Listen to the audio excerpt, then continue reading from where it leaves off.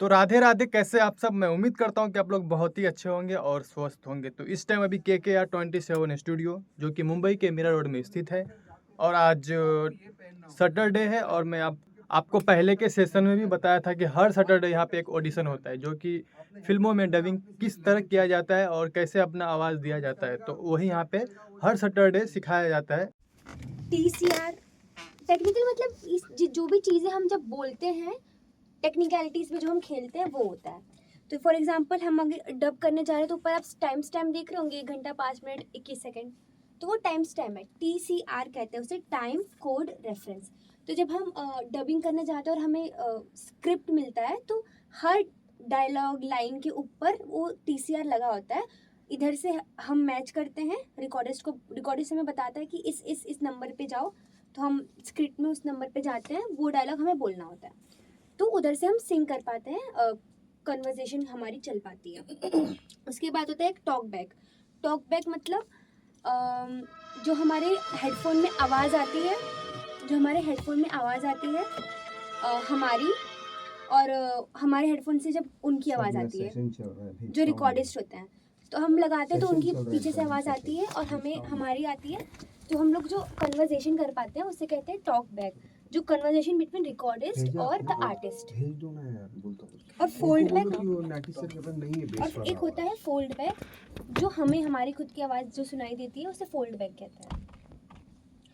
और एक होता है पायलट। पायलट तो जो एकदम रॉ क्लिप होती है उसकी आवाज़ होती है ना, जो अब हम अभी देख के स्क्रैच, हाँ, जो अभी सर गए थे तो उन्होंने अक्षय कुमार की जो देखी वो पायलट है। वो, हाँ, जो पायलट मतलब हम लोग शूट कर रहे होते हैं और जो ऑडियो रिकॉर्ड होती है, डब कर रहे होते हैं, हाँ, शूट में सर जो डब किया, शूट में जो आवाज आई रहती है वही पायलट होता है ना, उसको हम डब करते हैं। दिस इज अ पायलट जो चल रहा है सामने। हाँ, तो डबिंग तो हर फिल्म की होती है, हर फिल्म में करना ही पड़ता है, बिकॉज जब हम शूट कर रहे होते हैं तो बहुत सारी डिस्टर्बेंस होती है आवाज़ में, तो जो हमारा रॉ क्लिप होता है उसमें जो आवाज़ होती है वो पायलट होती है। तो अगर हमें सुनना है कि क्लिप चल रही है और हमें उस डायलॉग को दोबारा सुनना है, तो हम रिकॉर्डिस्ट को कहते हैं वो पायलट को वापस लगाना, हाँ, उसको करना, वो उस चीज़ को हम पायलट कह के बोलते हैं। और होता है क्यू मतलब पिछली लाइन सुन के जब हम उस चीज़ को कॉन्टेक्स्ट में रखते हैं कि अच्छा पिछला लाइन क्या बोला था उन्होंने, उसी हिसाब से हम आगे कन्वर्सेशन को फ्लो में ला पाते हैं। नहीं तो डायरेक्ट बोलेंगे तो वो फ्लो टूटा टूटा लगता है। तो पहले हमें अगर कोई डायलॉग बोलना है, थ्रो करना है, तो पहले थोड़ा हमें उसके पहले जो डायलॉग बोला था उसको सुनते हैं तो हमें एक फ्लो मिल जाता है कि किस फ्लो में, किस लहजे में बोलना है हमें। और एक होता है काउंटर, मतलब जैसे मैं बोल रही हूँ तो आप बोल रहे हैं, तो दो लोग जब कन्वर्सेशन करते हैं, दो कैरेक्टर जब डायलॉग अपने एक दूसरे में एक्सचेंज करते हैं, वो काउंटर होता है। उसमें हम अगर मेरा जो कैरेक्टर है वो दूसरे कैरेक्टर से बात कर रहा है, तो इट्स नॉट कि सिर्फ मैं मेरा ही सुनूं कि मेरा वाला पायलट का क्या बोल रहा है, मुझे उसका भी सुनना पड़ेगा, ताकि हाँ, कि अगर हम झगड़ा कर रहे हैं तो किस टोन में मुझे जाना है, वो किस टोन में वो बोल रहा है, तो वो काउंटर हो जाता है। और एक बहुत इंपॉर्टेंट बात होती है, इम्पोर्टेंट वो तो बाद में, हाँ, हमें माइक से भी खेलना आना चाहिए। कि अगर हम माइक रखा है तो हमें अगर विस्पर करना है, कुछ ऐसा सॉफ्टली बोलना है, तो हमें थोड़ा पास आ जाना चाहिए। पर अगर हमें भाई चीखना है, चिल्लाना है, गुस्सा करना है, तो हमें पीछे होना चाहिए, ताकि वो आवाज़ फट के ना आए, ताकि वो आवाज़ फटे ना। उसे वो कहते हैं हम कि we should play with the mic.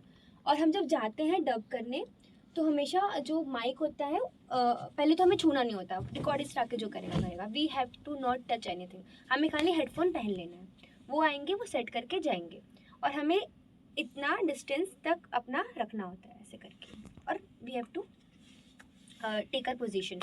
और कभी भी हड़बड़ी में जाके डब शुरू नहीं करने का, हमेशा टाइम से पहले पहुंचने का। एंड हमें देखना होता है कि रिकॉर्डिस्ट कैसा है, डायरेक्टर कैसे हैं, मूवी का कैसी मूवी है, पता करें कुछ, और थोड़ा अपना कंपोज है, काम हो जाए, ये नहीं कि हाँ जल्दी जल्दी करो या जो भी है, शांति से करेंगे, अपना बीपी नॉर्मल रखने का, ताकि हम फ्लो में जा पाए। नहीं तो और अगर कोई भी डायलॉग है हम उसे बार बार ले रहे हैं ना, तो वो पक्का बार बार जाने ही वाला है, वो जल्दी ख़त्म नहीं होगा अगर आपको बार बार टेक लेना पड़ रहा है, पर्सनल एक्सपीरियंस के साथ।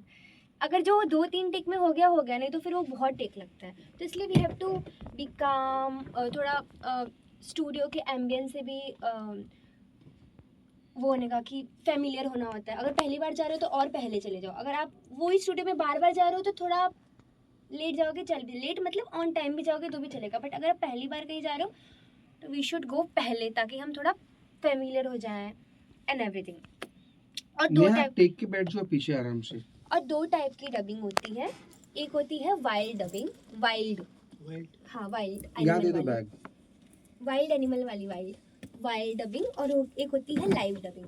वाइल्ड डबिंग जो होती है ना, उसमें नो विजुअल्स होते हैं, उसमें आपको खाली बोलना होता है, मेरे डायलॉग है और आपको बोलना है। वो मोस्टली कार्टून्स और एनिमे इन सब चीज़ों में होता है, उसमें विजुअल्स नहीं होता है। और उस ऑडियो के बेस पे इनफैक्ट विजुअल्स बनाए जाते हैं। और लाइव होता है जो हम ये कर रहे हैं कि हम विजुअल्स देख रहे हैं और हम बोल रहे हैं कि कैरेक्टर मतलब सब फिल्म हो चुका है, हम डब कर रहे हैं, वो लाइव होता है। तो इतना तो सब टेक्निकल था। और method is like types of dubbing. और पहली बात तो डबिंग और वॉइस ओवर दो अलग चीज़ होती है। Dubbing is like voice acting, जो हम इन लोग को आवाज़ दे रहे हैं, हम एक्ट कर रहे हैं। और वॉइस ओवर जो हम एंडोर्समेंट्स देखते हैं ना, एडवर्टाइजमेंट्स, कोई भी प्रोडक्ट के बारे में बोल रहे हैं कि माउंटेन ड्यू, डर के आगे जीत है, ऐसा कुछ हम बोल रहे हैं, वो वॉइस ओवर हो जाता है। या फिर पॉडकास्ट या फिर स्टोरी टेलिंग हो जाती है, जो हम पॉडकास्ट सुनते रहते हैं कुकू एफएम इस सब में, वो सब भी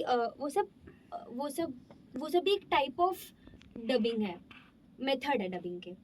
जैसे अभी ये हो गया, ये डबिंग है। एक हो जाता है एडवर्टाइजमेंट में बोलना होता है, एक डॉक्यूमेंट्री में बोलना होता है, एक इंटरव्यू लेना होता है। तो बहुत सारे टाइप्स ऑफ डबिंग इसे कहते हैं, है ना सर?